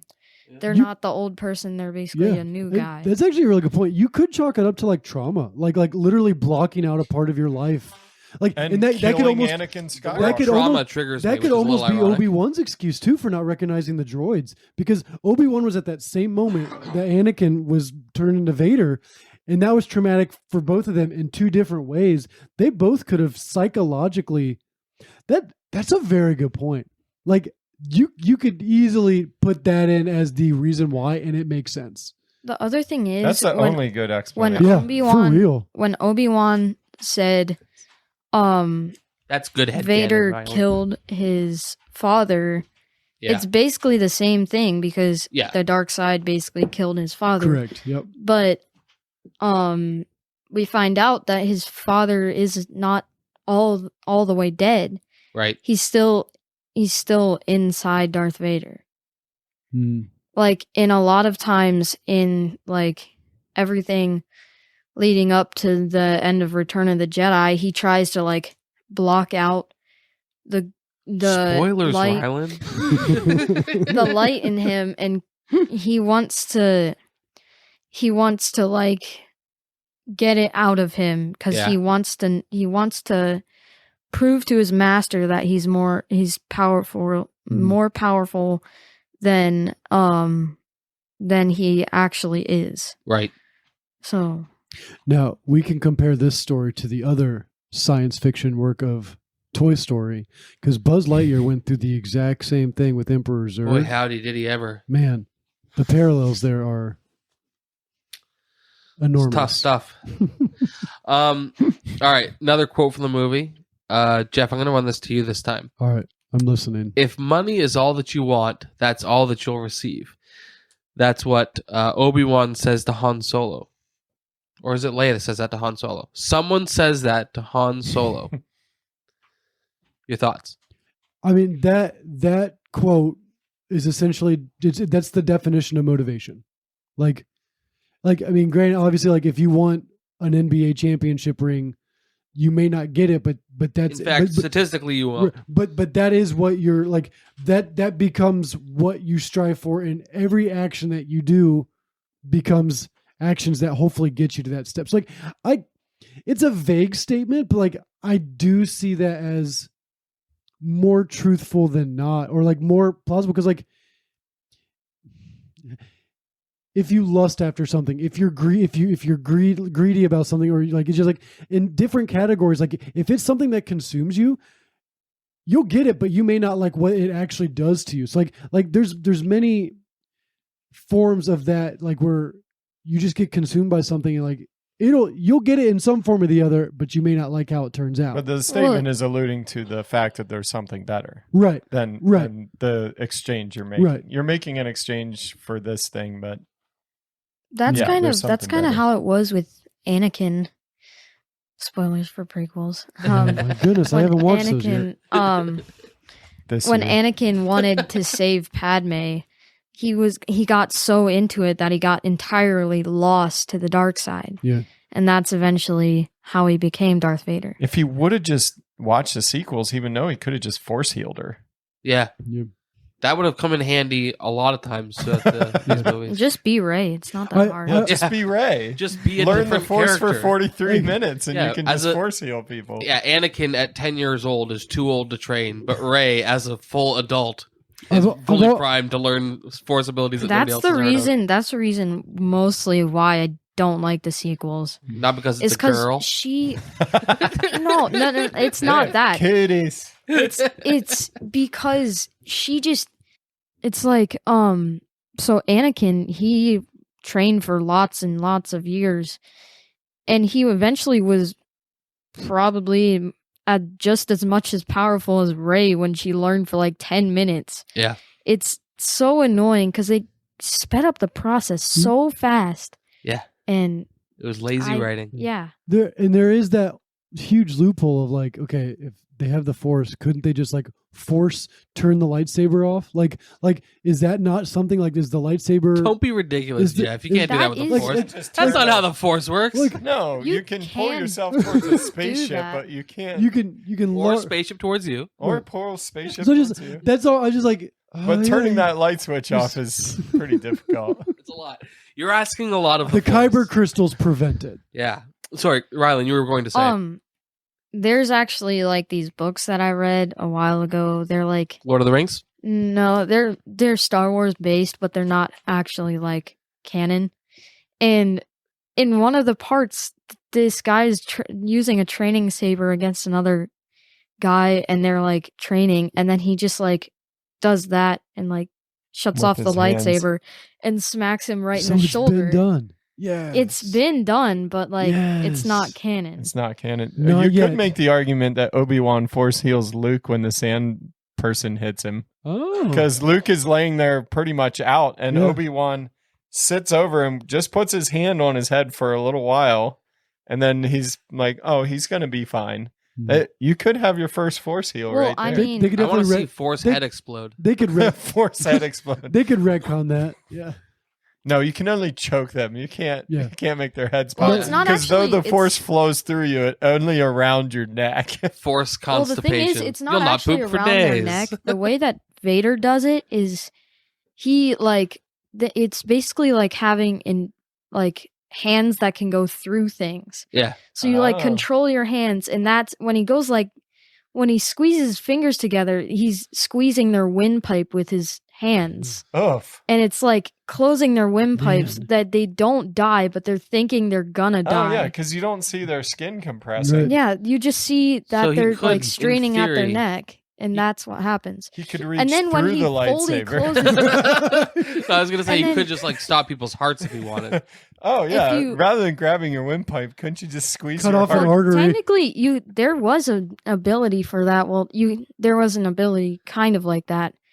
It wasn't used a lot, but there were times where people used this ability, and it can slow your bodily systems down. Oh, yeah. And there was this one Jedi Master that got her ship crashed. So she used it to slow down her digestive systems and stuff so that she wouldn't she could would survive. stay alive and wouldn't have to eat for a while. She essentially made So- herself cathartic. better than lemon bread. Went into That's hibernation. Fascinating, Yeah. man. To learn that, man. All right. This one's about lazy writing again. So wait, who's a lazy writer? Lucas. Luke. Yeah, George Lucas. Luke. Only is- Lucas. Only Lucas. Yeah. Lucas. George Lucas Skywalker. So when negotiating price to be smuggled out of Tatooine, he says, "I want 10,000." Mhm. Right. And then they negotiate. They negotiate up to 13,000 for some reason. And Luke says, "I don't have to sit here and listen to this There are only there are because only, he's got so much experience with And negotiating. where is he prices." going to go? Yeah, exactly. He's clearly leading this conversation. So here's As a Come good on, Obi. homeschooler I'm- would. I've got another plan, Obi. We don't have to listen to this guy with a ship. we'll make our own way. He's like- This guy I met at the bar from Halloween Town on Disney Channel. He'll help us out. So here was my issue with the scene. Not just the goofiness of Luke, because he's a bad It's a character, man-child. but Han Solo, to smuggle these guys off the planet, wants Imperial credits. Okay? Oh, are they using Imperial credits? I Yes, thought they were- are. Oh wait, yeah, because normal credits transition. The Republic into- credits become the Imperial credits. Well, yeah, and then in the Mandalorian, there's kind of both types. There's so in the 'Cause they're- Mandalorian, we've got calamari flan, Yeah, Imperial credits, Republic credits, Beskar. We got in Mandalorian, we have a lot of different competing currencies. In A New Hope, we've only got 3 different currencies mentioned. So Imperial credits, can't remember what the money was, but when Luke's negotiating with the Jawa, he offers them one kind of currency and they say no. So he has to pay them in Imperial credits as well. yeah. Han Solo doesn't specify what kind of currency he wants, but when he is paid later, it's in Imperial credits. So what I think is, again, lazy writing, is you've got this sci-fi system where you've got this digital currency that's very traceable, because that's what the Imperial credit was. Why is this criminal using very traceable digital currency? It doesn't make sense to me. And me, as a Austrian economics wonk, got really hung up on that. As you should. Yeah, I was like, why aren't they trading in jewels or something that's cash and untraceable? Why are they doing Well, this? the Imperials, since everybody was using their credits, they don't really filter through the systems of what's getting bought and what's getting given, what's happening. It's So mostly they just don't trace them? No, they don't But really they- trace them, but, but they, they could. Right? We see. So right now, And it's not a digital currency. It was a physical one. Wasn't it? Because they're carrying around... little something physical. rectangular things. let's find out. There's one with well, they all have Orabesh on them, and I can't read Orabesh, so. Right. You can't read Oravesh? Are you even a real fan? According to ChatGPT, in the Star Wars universe, Imperial credits are a form of currency that are generally depicted as physical coins or paper bills. However, in more recent Star Wars stories, such as The Mandalorian, Imperial credits have also been shown as digital currency that can be transferred electronically. So you're But right. not traceable. Well, they could be They're- if it's digital. they're but, traceable like Right. US dollar is Right. traceable, but Yeah. not as traceable as, say, Bitcoin, which I Right. know is actually very traceable, and my Bitcoin onlyist fans are going to come at me. I thought it was bizarre that they were using that rather than some other black market currency or like jewels or whatever. Maybe Lucas only had time to think up one currency at the time. Lucas only had the time to think up one good idea. Because and the it was Empire was Force. ruling everything, and so in his Star Wars movie, Yeah, I mean, There you go. criminals today use US dollar, and that very much is similar to Imperial credits. Right. You have physical and digital. It's traceable, but not perfectly traceable. Yeah. All right, I'll give it to you. Well done, Rylan. Thanks. What is the transfer rate for credits to US dollar? I looked this up a while ago. I love it. It was. I think it's. It's probably better It's- than the US dollar. Yeah, it probably is because 10,000 is enough to buy a ship. So That's true. that's probably a lot of money. I don't know. Something else interesting that I've always thought with so Star Wars, even just starting out with this episode, and then obviously as it grows, you don't see technology change much. And I kind of Yeah. thought about it when you were talking about currency is you sort of see different forms of it, but it becomes redundant, and they kind of like you don't see this evolution of technology like I feel like from this movie to every other edition, sequel, prequel, TV series, everything's pretty much at the same capacity. They learn how to use it differently, like hyperspacing through a ship to explode it or something like the technology itself doesn't evolve much over these thousands of years of storytelling. Well, if you look at Hundreds of years, I guess. Back in the Old Republic era, and sometimes there's in Jedi Fallen Order, it's a game. There's Super these, good game. yeah, there's these ancient tombs, and they have special type of technology that makes certain things do other things. But if we're talking about big technology, that really doesn't change much. But between the time of the Old Republic and all the way up past the sequels, it does gradually change. Okay. Because you can see especially in hyperspace, they make new hyperspace lanes and stuff. They- Okay. Well, it's not mentioned a bunch in canon stuff, but In the books, they do expand Yeah, on the they evolution. do. Okay. And that was one of the big things about New Hope is that George Lucas built a lived-in world. It had old technology and new Things technology look run running down side and by grubby, side. Yeah. Yeah. and I can't Han figure out how Solo- Jawas build such a big Land Cruiser, but other than I know that it's how in The Mandalorian where his ship is down there and it gets torn apart by Jawas. Mm-hmm. That's what they do. They take a bunch of ship materials and they disassemble the whole thing. Frankenstein, Yeah. a new one type. yeah, thing? No disassemble. basically. They have plans for how to make one though, and they join up they? with different all the Jawas. Oh, okay, sometimes okay. I they thought you can meant, super nerds. they Tell me Oh, more. we're definitely They building can one. also- Is their home planet Tatooine? That's our next. I think so because Patreon that's goal. the only time. Build the Land Cruiser. That's the only time you really see. That's the only place you really see them. But I'm not sure. I think they can travel other places, but they technically would be leaving their tribe because they all band together to help out with big projects and getting money, and they're all one big people basically. So what you're saying is the Jawas are a good example of what a community is. Yeah. Like Kind that, of. that's a healthy representation of community. Yeah, Communism can work on a very small scale. Height Yes, somebody and population.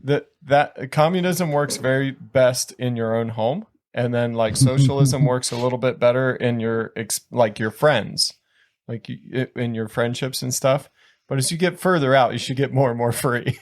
So, like the federal government, your willingness to share has a lot to do with trust, right? Right, and price becomes a really great indicator of like value for people who don't trust each other. It's great Right. for that. That's why capitalism works, people. All right. Any other big takeaways before we get into wrap-up questions? I'm all out for this movie. Any takeaways, Rylan? Specifically from A New Hope? I don't know. Well, basically, I do like how they, like, sometimes in like the movies before A New Hope, they say how many years it is before the Battle of Yavin, which is that battle. I like how they center around the first movie. It's pretty cool. Yeah. There were only 2 women in this movie: Was that not enough or too much? the aunt and Princess Leia. It's kind of sad. Is there no dancing Twi'leks in the bar on Mos Eisley? No, that's only. I think. Wow, you're right. Yeah, Unless Wow. if there's It's a good women movie. alien species. that's why we all know. I've changed my mind. George Lucas was well on done, to George. something. One of And the them- one girl and gets one of told them by gets Han killed. Solo. that- And the other one gets the other burned one alive. gets alive. killed, and Han Yeah. Solo says, "If we could just do without this female advice, dude, the whole movie is without female advice." Well done, George Lucas. Champion of the people. Yes, for all Our his next work guest in is the a civil female. rights movement, Yeah, he did exactly. not have equal And that's why representation. I think that's in total bubkiss. Look, just total bubkiss because like you said, 2 women, one of them dies, the other one's constantly talked down to, Yeah. and a damsel in distress. And then all of the human alien interaction is very bigoted, and the droids are a very thinly veiled analogy for slavery that never ever ever has any kind of like resolution. Dude, Leia is not popular enough on the Death Star. She is the only woman that you see on this entire ship. Yeah. Well, it She is- would be worshipped as a god. No, you And misunderstand. they were about Sheldon, to kill her. Sheldon, it's a space navy. We're almost In the navy. I did see a meme, and this is a different movie franchise, but like, it somehow it oddly relates. There's only 2 scenes in the Lord of the Rings. I mean, hopefully, I'm getting right, where a female interacts with another female. So Does the it pass Lord- the Bechdel test? the Do they re- talk about something that's not involving a man? I have no idea. Like it's like so the Lord of the Rings is also guilty of not having. We'll equal- revisit this when we come to the Lord of Oh, the Rings. Lord of the Rings, it's coming. Yeah, but that's a fun fact. I mean, well, that's a disappointing fact I think it's. for all of our lady listeners. I think it's fine. Like I really do think it's fine. If you're gonna have one woman, it should be Carrie Fisher. So you're telling me Shakespeare had better female representation and all his women were cast by men?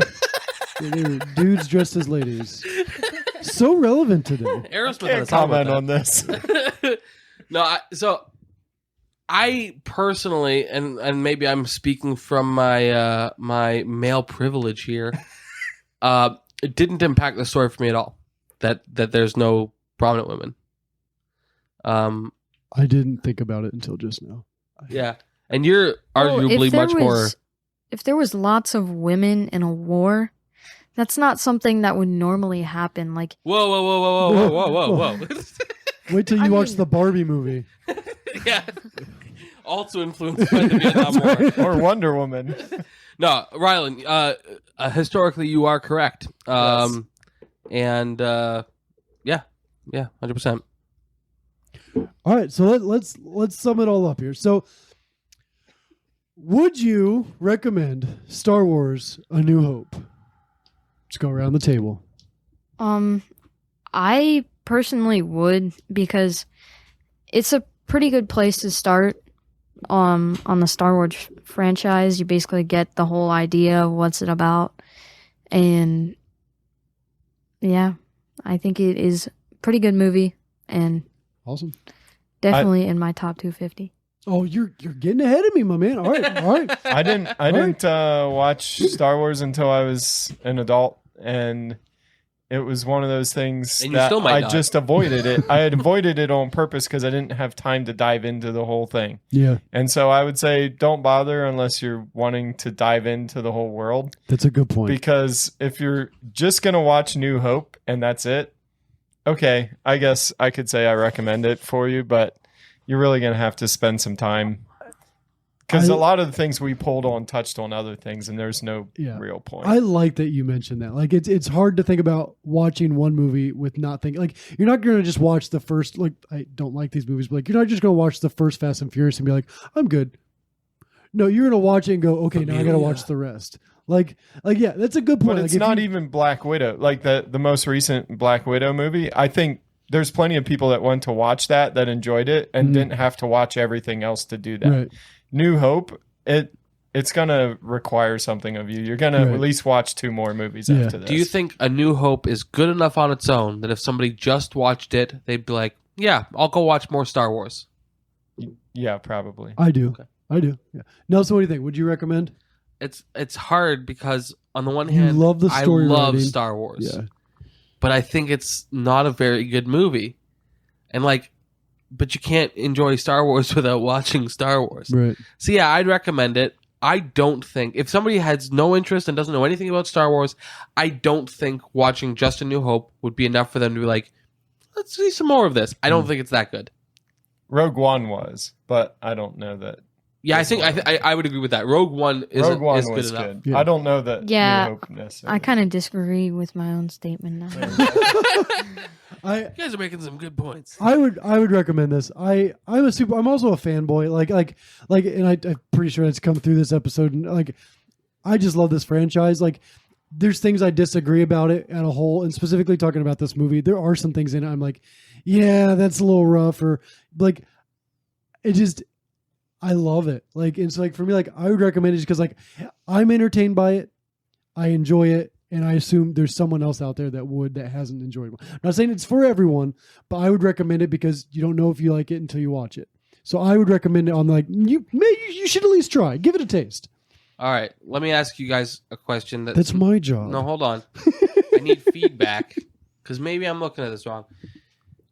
Am I right? Yeah, your screen's turned upside down. Am I right that Star Wars: A New Hope is bad, or am I just a like one of those fans that is picky about things? You're extremely picky, but like, I wouldn't say you're wrong. I just think you can be overcritical about some things. I think this one, in my opinion, my fanboy opinion, you're being a little bit too critical.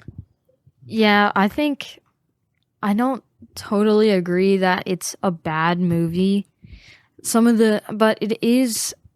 I do think that it's not a good enough movie to start on because it draws out the story for modern so audiences, long. Like for somebody today, it's not a good enough starting point. Yeah, Gotcha. I can see that. Yeah, I can see that. so that's why I'd probably start on Rogue One first. It'll pull a modern audience in. Yeah. I've seen worse movies. So for me, That's like true. there's more movies I would describe as bad before I would say this is a bad movie. Sheldon, you've known me for a long time. Sorry, Sheldon. Am I just a picky nerd? Some days. Yeah. Okay. You're just being You have a- nice. you have a good You're just sense of being humor. nice, I saw the Sheldon. look on your face. You're like, oh yeah. There was hesitation. Nelson's going to edit out the hesitation. No. And it's I'm going to be leaving an it in there. immediate no. It's going to be a dubbed Sheldon for the answer. No. I'm just gonna pull a no from earlier in No. the podcast. It's going to be a Palpatine no.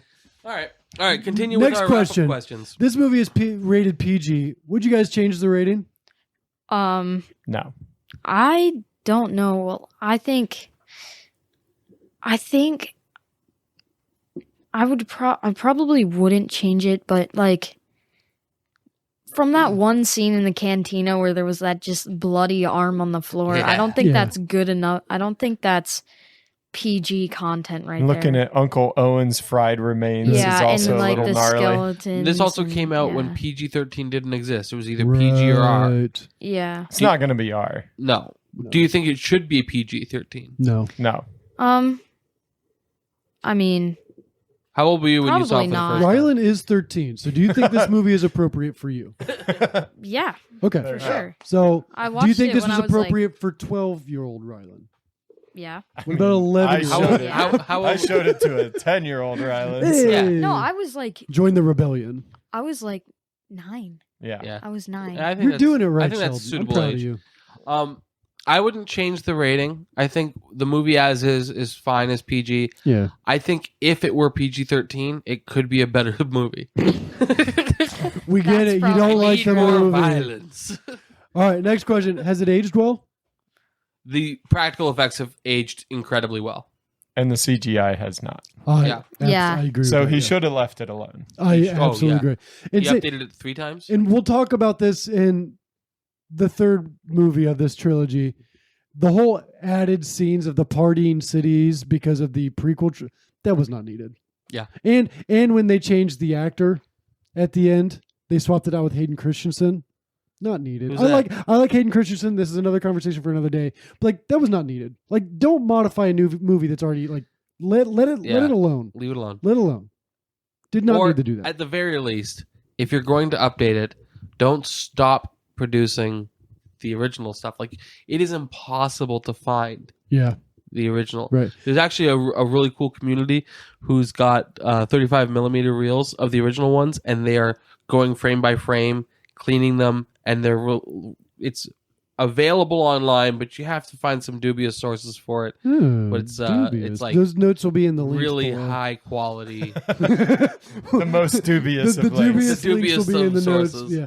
I Yeah. forgot to say this when we Don't were leave your talking about the name. movies, but they're actually gonna re-show the Return of the Jedi Yeah, soon. yeah. In theaters? Yeah, it's gonna be back in theaters. I think it's this summer, maybe. I don't. Nice. It's coming up sometime this year, but Awesome. All right, final question here. Would this the big, very specific, ominous question? Would this be in your top 250? No. Yes. yes, I definitely yes. And for you faithful listeners that know every couple episodes I'm ranking these movies as we review them. This one has taken the lead. What? This one is my number one movie so far. Of the 17 movies, we've done, this is number one so far. It What's will your not favorite so it will far, not Nelson? stay there, but this is number one so far. Nelson, I got you right here. Hold on, let me pull up the list. Of what we've covered so far: Clockwork Orange, Psycho, Alien, Exorcist, Into the Wild, Inside Out, Die Hard, It's a Wonderful Life, Spirited Away, The Prestige, Groundhog Day, Princess Mononoke, Citizen Kane, Full Metal Jacket, Jaws, Schindler's List, A Star Wars.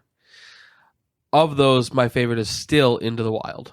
That's my number 2. It's a great movie. Have you guys seen that movie? Groundhog Day would be my favorite on that list. I always like movies that are like Groundhog Day. I like that I like that type of movie. Mhm. I don't know. It's just interesting to me. I Yeah. feel like that. No, would we thoroughly pretty enjoyed cool. that movie. Yeah. Well, any final thoughts? Any final thoughts? And to you two specifically, is there anything you guys would like to plug? Obviously, you're going to be returning. Do you want to plug your middle school? Sheldon, yeah. Is there anything you'd like to plug, Rylan? Do you have a college fund that you can send donations to? Or is there a girl you'd like Or to make maybe a shout out dowry to? that you're saving up. Just the only thing that'd be the Things We Say podcast, Yeah. but we took a hiatus because there was a birth in the Ward household. right. So Right on. we've been out for several months, so we Okay. don't have any new content. I'm looking forward to that coming back Yeah. because I love that show. I've enjoyed I've enjoyed that podcast as well. It's good. So okay. And obviously, Sheldon, we will have you back in 2 episodes. Rylan, you are welcome back anytime. You were a great guest. Thank you for joining us. You're welcome. This has been fun. I hope you guys enjoyed it. Join us in 2 weeks It was very fun. for The Empire Strikes Back with Stephen Kent, who literally wrote a book on worldview in Star Wars. That's true. Is that all? I think that's all. I think that's it. Okay, we're out. Thanks for listening. We had a great time putting this together for you. To join the conversation, find us on Facebook and Instagram at Silver Screen Biases. And on Twitter at Screen Biases. We believe in value for value, so if you found value in our show, we ask you to consider supporting us. Links to our social media and support can be found in the show notes.